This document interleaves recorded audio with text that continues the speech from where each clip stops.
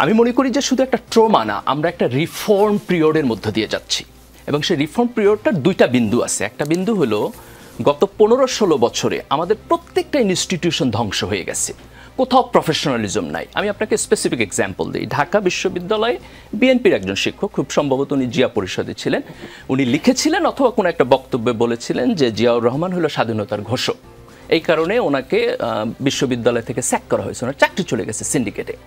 Syndicate কিন্তু একটা গণতান্ত্রিক প্রক্রিয়া চলে, সেখানে শিক্ষকরা আছেন, ইলেক্টেড লোকেরা আছেন, তারা মিলে তার চাকরি শেষ করে দিছে।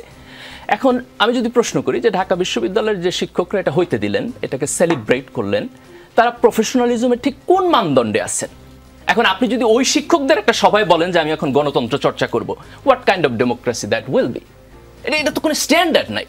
তো এই যে আমরা 17 বছর একটা দেশের প্রত্যেকটা ইনস্টিটিউশনের প্রফেশনালিজমের 12টা বাজায় দিছি, ধ্বংস করে দিছি, সেখান থেকে আমরা একটা রিবিল্ড করতে চাই।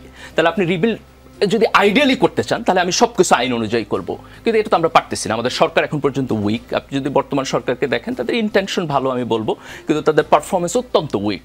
পুলিশ ডিপার্টমেন্টকে যদি দেখেন, অত্যন্ত উইক। বিশ্ববিদ্যালয়ের শিক্ষক ছাত্র রাজনীতি যদি দেখেন, আমরা যে স্ট্যান্ডার্ডে চাইতেছি সে স্ট্যান্ডার্ডে নাই।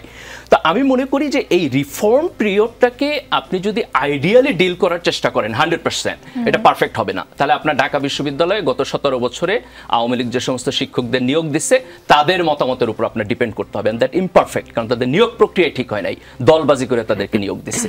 কাজে আমাদেরকে রিফর্ম পিরিয়ডে মাঝামাঝি জায়গায় থাকতে হবে।